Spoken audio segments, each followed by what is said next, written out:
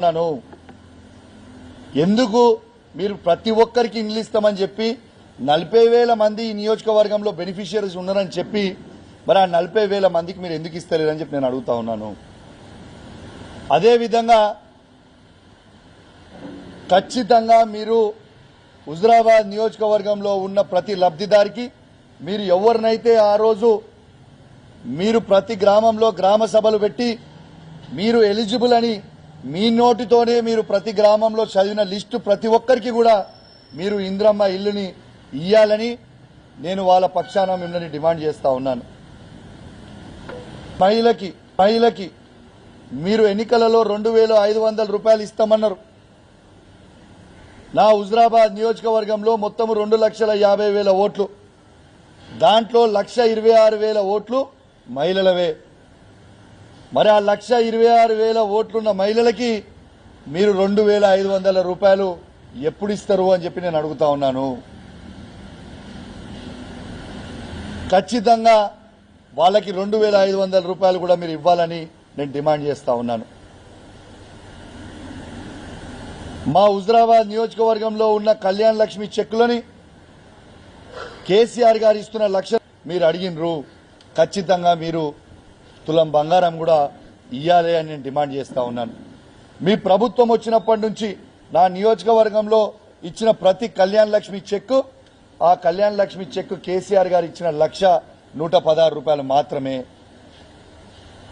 ఆ 1,116 రూపాయలు కేసీఆర్ గారు ఇచ్చినతో పాటు మీరు ఇస్తా అన్న తులం బంగారం ఖచ్చితంగా ప్రతి మహిళకి మీ ప్రభుత్వం వచ్చినాక ఇచ్చిన చెక్ ప్రతి మహిళకి మీరు తులం బంగారం ఇవ్వాల్సిన అవసరం ఉన్నది.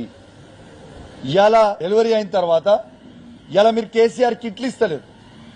ఖచ్చితంగా కేసీఆర్ కిట్ కూడా ప్రతి ఆడబిడ్డకి ఇవ్వాలని నేను డిమాండ్ చేస్తా ఉన్నాను. మీరు ఆ రోజు అన్నారు నా హుజురాబాద్ నియోజకవర్గంలో కేసీఆర్ గారి నాయకత్వంలో దాదాపు 44,000 మందికి పెన్షన్లు ఇచ్చినాం. 2,000 రూపాయలు, 200 రూపాయలు ఉన్న పెన్షన్ ని 2,000 రూపాయలు కేసీఆర్ గారు ఇచ్చిండ్రు. వికలాంగులకి 500 రూపాయల వికలాంగుల పెన్షన్ నుంచి కేసీఆర్ గారు 4,000 రూపాయల వరకు ఇచ్చిండు. మరి నేను ఈ ప్రభుత్వాన్ని డిమాండ్ చేస్తా ఉన్నాను, మీ 100 రోజుల్లో మీరు ఈ 44,000 మంది ఉన్న వాళ్ళందరికీ కూడా పెన్షన్ 2,000 ఉన్న పెన్షన్ ని 4,000 చేస్తామన్నారు. మరి 4,000 ఎందుకు చేయలేదు, ఇంకా ఎప్పుడు చేస్తారు అని నేను అడుగుతా ఉన్నాను. వికలాంగులకి 4,000 ఉన్న పెన్షన్ 6,000 రూపాయలు చేస్తామన్నారు. ఎప్పుడు చేస్తారు 6,000? ఈ హుజురాబాద్ నియోజకవర్గంలో 44,000 మంది పెన్షన్దారుల 9,000 మందికి వికలాంగుల పెన్షన్లు ఉన్నాయి. మరి ఆ 9,000 ఉన్న వికలాంగులకి మీరు 6,000 రూపాయల పెన్షన్ ఎప్పుడు ఇస్తారు అని చెప్పి నేను అడుగుతా ఉన్నాను. ఇదేం నేను సృష్టించింది కాదు, మీరు చెప్పారు 100 రోజుల్లో మేము చేస్తాం ఇవన్నీ. మా హుజురాబాద్ నియోజకవర్గంలో నేను అడుగుతా ఉన్నా, ఖచ్చితంగా ఇవన్నీ కూడా మీరు ఇంప్లిమెంట్ చేయాలని నేను అడుగుతా ఉన్నాను. ఇలా నేను శాసనసభ్యునిగా గెలిచిన తర్వాత ఈ ప్రభుత్వం కనీసము సిడిపి ఫండ్ కూడా ఎమ్మెల్యేలకు ఇచ్చే 5 కోట్ల రూపాయలు కూడా ఇవ్వడానికి ఇవ్వలే. ఇంకో దాదాపు 18-19 నెలలు అయితే మేము ఎమ్మెల్యే గెలిచి మాకు ₹1 బిల్లు ఇయ్యలే. మా హుజురాబాద్ నియోజకవర్గానికి మా ఎమ్మెల్యేలకు ₹1 ఇయ్యలే మీరు పెట్టమని. ఉల్టా కేసీఆర్ గారు పెట్టిన ఎస్డిఎఫ్ అన్ని కూడా ఈ ప్రభుత్వం వచ్చినాక క్యాన్సిల్ చేసిర్రు. మా కుల సంఘాల భవనాలను ఎందుకు క్యాన్సిల్ చేసిర్రు? మా మునూర్ కాపు సంఘం భవన్ ఎందుకు క్యాన్సిల్ చేసిర్రు? మా అన్ని కుల సంఘాల భవనాలు, యాదవ కావచ్చు, ముదిరాజ్ బిడ్డలు కావచ్చు, ఎస్సీ కమ్యూనిటీ హాల్ కావచ్చు, అన్ని కూడా మీరు ఎందుకు క్యాన్సిల్ చేసిండ్రు? మా గౌడ సంఘం కావచ్చు,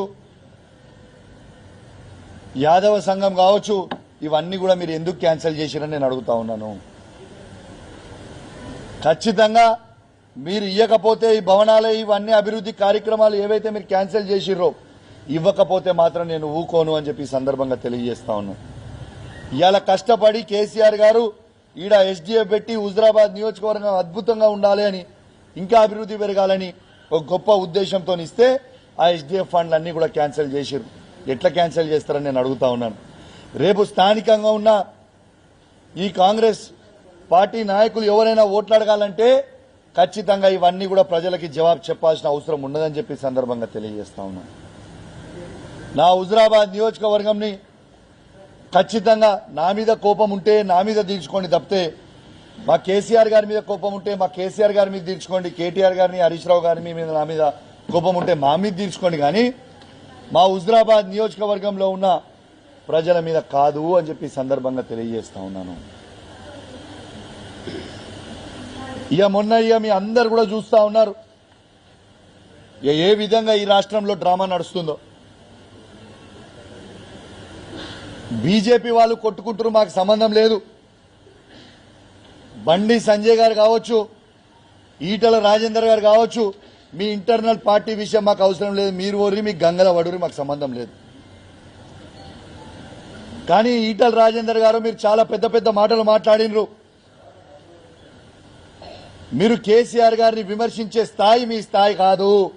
మీ స్థాయి ఏందో మొన్న 2023 ఎలక్షన్లలో హుజురాబాద్ ప్రజలు నీకు చూపించిర్రు. నీ స్థాయి ఏందో, నువ్వు ఏంటిదో అపర మేధావని నువ్వు ఫీల్ కావాల్సిన అవసరం లేదు. నీకంత సినిమా లేదు, నీకంత సినిమా లేదని చెప్తా ఉన్నాను. ఏం మాట్లాడుతావు? నేను ఈ కరీంనగర్ జిల్లాకి 2 సార్లు అధ్యక్షునైనా, 2 సార్ల మంత్రినైనా. ఎస్, నీకు రాజకీయ భిక్ష పెట్టింది ఎవరు? కేసీఆర్ కాదా అని నేను అడుగుతా ఉన్నాను. నిన్ను 2 సార్ల అధ్యక్షుడు చేసింది ఎవరు? కేసీఆర్ కాదా? నిన్ను 2 సార్ల మంత్రి చేసింది ఎవరు? కేసీఆర్ కాదా? ఇలా ఉమ్మడి కరీంనగర్ జిల్లాలో ప్రతి గ్రామంలో కాలు పెట్టిన